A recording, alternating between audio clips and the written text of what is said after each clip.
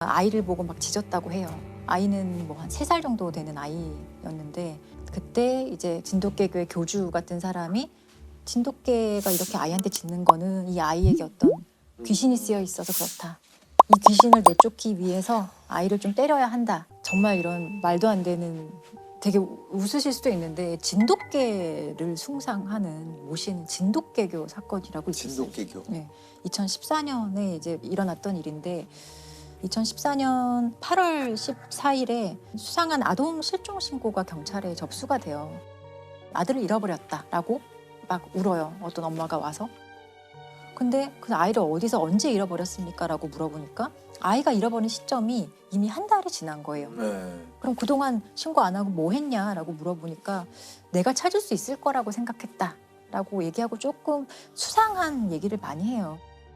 그래서 경찰 입장에서도 단순 실종 사건은 아니겠다라는 생각으로 이 아이의 행방을 막 찾기 시작을 하거든요.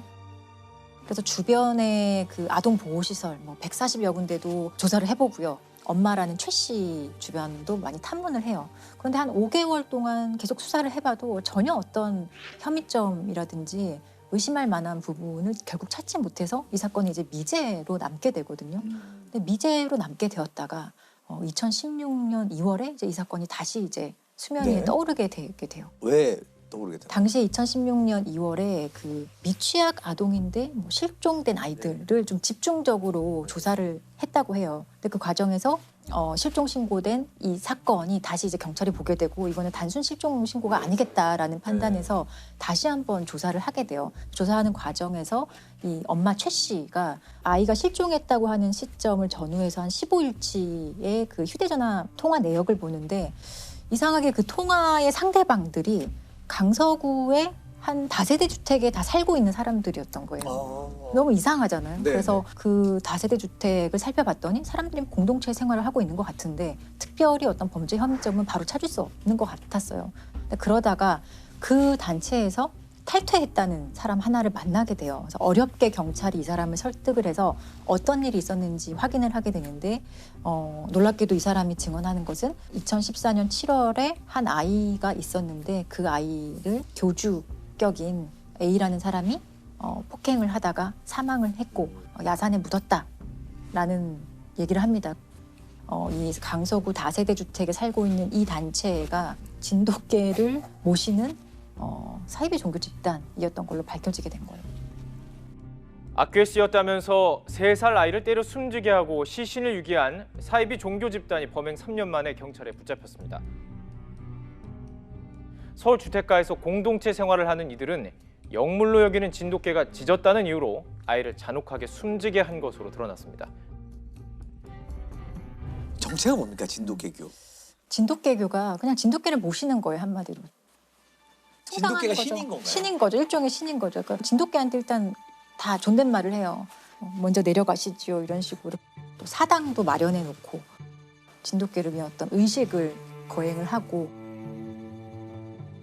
그리고 이 신도별로 각각 진돗개를 모시는 어떤 역할이 있었던 거예요. 어떤 사람은 진돗개의 어떤 수건을 빨아주는 사람, 앉는 사람, 그리고 뭐 목욕시키는 사람 이런 식으로 각각의 역할 분담이 있었고 동네 주민들의 어떤 증언을 들어봐도 모시는 모습이 누가 봐도 사실 보였던 거예요. 일단 이상하다라고 느꼈지만 사실은 뭐 딱히 어떤 범죄 혐의점은 없었기 때문에 이상한 사람들 예, 정도만. 그 정도로만 생각을 했던 거였는데 이제 알고 보니 그 진돗개를 숭상하는 그 잘못된 믿음을 가진 집단에서 아이를 학대하면서 이제 사망을 하게 한 사건을 이제 경찰이 찾은 거죠. 아이를 왜 학대했을까요? 처음에 진돗개가 아이를 보고 막 짖었다고 해요. 아이는 뭐 한 3살 정도 되는 아이였는데 그때 이제 진돗개교의 교주 같은 사람이 진돗개가 이렇게 아이한테 짖는 거는 이 아이에게 어떤 귀신이 쓰여 있어서 그렇다. 이 귀신을 내쫓기 위해서 아이를 좀 때려야 한다라는 식으로 처음에는 가벼운 폭행으로 시작했다가 그 폭행 정도가 사실 당연히 심해질 수밖에 없거든요. 그리고 결정적으로 아이가 사망한 날이 2014년 7월 7일이었다고 하는데 그 당시에 아이가 좀 대소변을 못 가리고 계속 좀 칭얼대고 이러니까 좀 더 심하게 아마 때렸겠죠. 그렇게 돼서 아이가 갑자기 사망을 하고 그 과정에서 친엄마가 다 보고 있었어요. 친엄마랑 가만히 있어. 친엄마는 아무런 뭐 말리거나 그런 것들을 전혀 하지 않았죠. 그런데 더 놀라운 것은 이 아들이 사망한 후에 이 사람들의 행동이에요. 이 사망한 아이를 흔적을 없애야 될 거잖아요. 그래서 어떤 전주의 야산에 이 아이를 묻기로 합니다. 그래서 아이의 시신을 묻어요. 묻고 다시 집으로 왔는데 생각해보니 거기 멧돼지들이 많이 다닌다는데 멧돼지가 혹시나 아이를 묻어놓은 곳을 다시 파서 아이가 드러나면 어떡하지? 라는 그런 불안감이 엄습해왔나 봐요. 그래서 다시 이들이 내려가서 아이의 시신을 꺼내요. 그리고 그 자리에서 화장합니다. 아이의 시신을 불태워버리거든요. 그 과정에 엄마가 다 참여를 했어요. 그러니까 좀 믿기 어려운 일이지만 실제로 일어났었던 일이라는 거에 좀 충격적이죠. 이 엄마가 그럼 경찰에 왜 실종 신고를 했느냐? 그것은 그러니까 자기들의 범행이 발각되지 않도록 하기 위한 혹시나도 모를 수사에 대비한 어떤 그 혼선을 주는 그런 목적이었고. 실종 신고가 너무 늦은 거죠. 그렇죠. 이것까지 이 엄마는 이제 교주와 그 진돗개교 사람들이 시키는 대로 하게 됩니다. 근데 이들 처벌 어떻게 받았나요? 그 엄마 최 씨는 이제 10년 형이 선고가 되고요. 아이를 직접적으로 이제 학대해서 사망하게 한 사람은 13년 형이 선고가 되고. 그러니까 죄 질에 비해서는 어떻게 보면 형량이 적은 편인 것 같습니다. 좀 가슴 아픈 얘기네요. 이게 최근에 되게 신기한 외신을 봤는데 터키에서는 이제 카야산이라는 어떤 50대 남성분이요. 봤어요. 네. 14개월 동안 격리를 당하고 계신데요.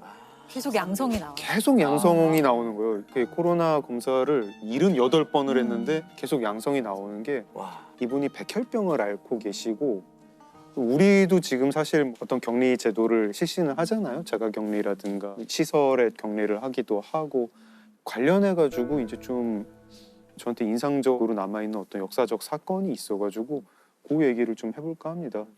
당대에 아주 위험한 전염병을 가졌던 사람을 30년 가까이 격리했던 그런 얘기입니다. 30년이요? 네, 평생을 30년. 그냥 격리된 상태로 살. 거의 30년. 이게 20세기에 미국에서 있었던 일이에요. 이 병이 무슨 병이었냐? 장티푸스였습니다. 법정제 일종 전염병이잖아요. 네.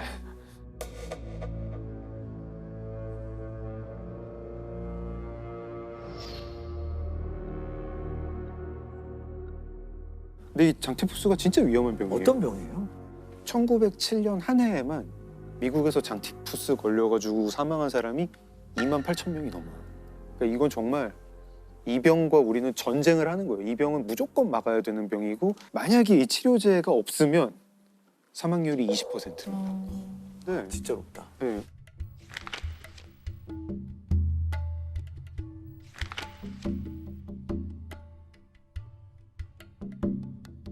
사망률이 높은 것도 높은 거지만 걸리면 진짜 아파요. 걸려가지고 사망할 때는 정말 괴롭게 죽어요. 막 몸이 펄펄 끓고 열병. 너무 체온이 올라가다가 이제 막 환각, 헛것을 보게 됩니다. 선망 증세에 빠지고 막 장에 구멍이 뚫리기도 하고 정말 끔찍한 병이죠. 너무 무서운 병이라 가지고 옛날 사람들이 이 병을 뭐라고 불렀다? 연병. 연병이. 네. 거기서 나온 말. 연병이 장티푸스죠. 이거 어떻게 옮는 거죠? 이거 옮는 건가요? 수인성 전염병입니다. 예, 균이 있어가지고 물을 매개로 옮게 되고요. 이제 제가 얘기하려는 그 사람, 여성입니다. 1906년에 뉴욕의 맨하탄의 한 상류층 집안에서 정원사까지 포함해서 그 집안 가족이 6명이 장티푸스에 걸려요. 이게 되게 또 특이했던 게 보통 장티푸스는 이제 위생 상태가 안 좋은 데서 발발을 하니까 가난한 구역에서 장티푸스가 보통 터지곤 했는데 여기는 이제 굉장히 고급 주택가였거든요. 조사관이 출동을 합니다.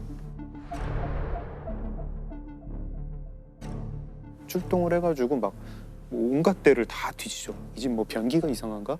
이 집에서 마시는 물이 문제가 있나?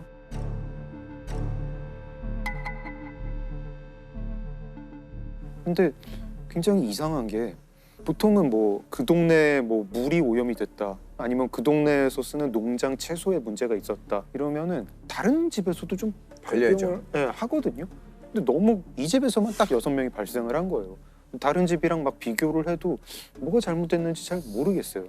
한참 조사를 하다 보니까 이 집에 특별한 요소가 하나가 있었는데 장티푸스 터지기 전에 그 집에 요리사가 바뀌었어요. 어? 요리사가 왔는데 장티푸스 환자가 6명이나 발생을 하니까 그 요리사가 다른 데로 갔어요. 이 요리사 이름은 메리 멜런이라고 하는 여성이었고 가족 없고 아일랜드에서 이민 온 중년의 여성 요리사였어요. 그리고 이때 막 등장한 이론이 있었는데 무증상 보균자라는 개념이 이제 세균 학자들한테 이제 알려지기 시작해요. 요즘 무증상 하는 그 그런 무증상. 그렇죠. 네. 증상이 없는 거죠. 증상이 없죠. 나는 그 병에 걸리지 않으니까 증상도 없고 하지만 그 균은 가지고 있어가지고 다른 사람들한테 막 전파는 하고 미국에서는 이때까지 무증상 보균자가 발견된 적이 없었어요. 그래서 그 조사관이 생각을 합니다. 아, 이 요리사가 혹시 그 내가 말로만 들었던 무증상 보균자인가? 이런 생각을 하고 요리사가 일했다는 집들을 막 찾아봐요. 막 찾아보는데 그 집에서는 계속 장티푸스 환자들이 나오는 거예요. 딱이네. 네. 그러면 딱이죠. 22명이 22명. 네, 발병을 했고 사망자도 있었어요. 그렇겠네요. 이제 결국 이 메리 멜런이 일을 하고 있는 주방까지 갔어요. 메리 멜런을 만나가지고 아, 지금 당신이 장티푸스 균을 가진 것 같다. 빨리 진료를 받아야 된다. 그러면서 당신 대변이랑 소변이랑 혈액을 채취를 해야 된다. 이렇게 얘기를 하니까 메리 멜런이 요리용 포크가 있었어요. 그걸 들어가지고 이제 남자를 찍으려고 당황스럽고 되게 모욕적으로 느껴져서 자기가 보기에는 자기는 너무 멀쩡한 사람인데. 네. 네. 그리고 경찰이 출동을 해요. 메리 멜런이 도망을 칩니다. 도망을 쳤는데 경찰이 일대로 수색을 해서 잡아요. 팔다리를 잡고 구급차에 실어가지고 섬에 있는 격리병원으로 옮기기까지 해요. 탈출 못하게. 이 섬에서 뉴욕까지는 도저히 헤엄쳐서는 건널 수 없는 곳. 작은 배로도 건널 수 없는 곳.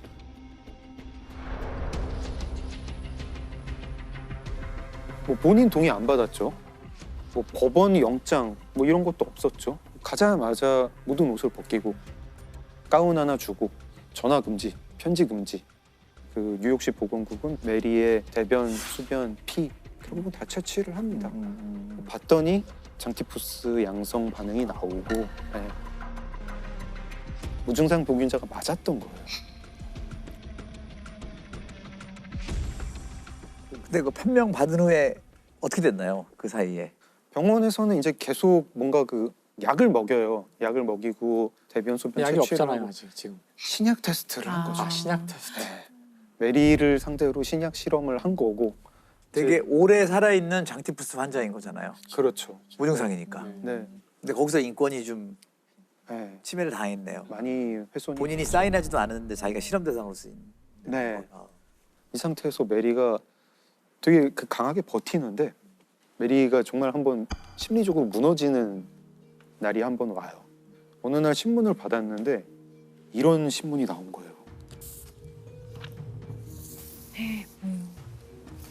자기 이름인 것 같은데. 장티푸스 메리. 아, 메리 멜론. 자기 이름이 실려요. 해골이 있네. 해골이. 입김에서 요리하는 요리사의 모습. 요리를 하는데 네, 해골이 들어가고 지금 메리 멜런이라고 미국에서 가장 위험한 여자가 격리병원에 갇혀 있다. 그리고 여기는 이제 사파가 실렸지만 사진도 얼굴 사진도 2개나 나와요. 자기 이름이 이렇게 공개가 되고 죄 지은 것도 없는데 난 여기서 갇혀 있는데 미국에서 가장 위험한 여자 막 이런 게 나오니까 화도 나고 분노하죠.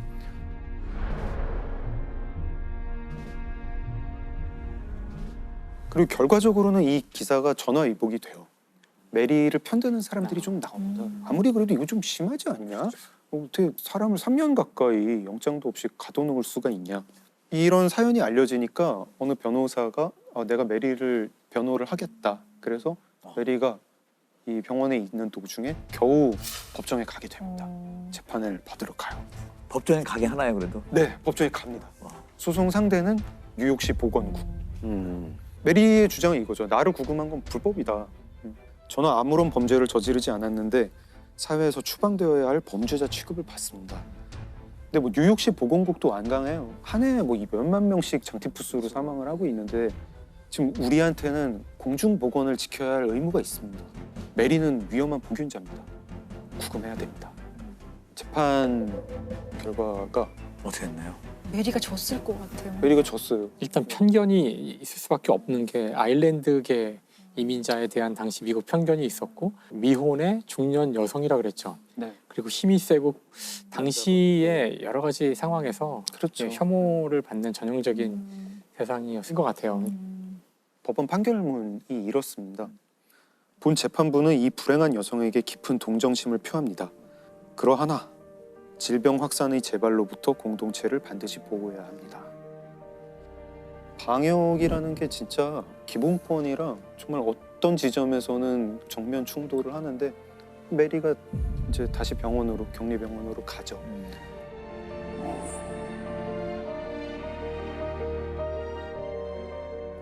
어떻게 됐나요? 그 근데- 이후에 소송에 진 이후에 수정이 진 이후에 뉴욕시 보건국장이 바뀌어요.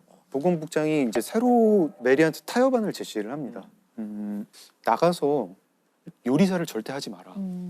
그리고 개인 위생을 철저히 지키면서 한 달에 한 번씩 보고를 하면은 우리가 당신이 나가는 거를 동의를 하겠다. 메리가 이제 사인하고 그러겠다. 그리고 나옵니다.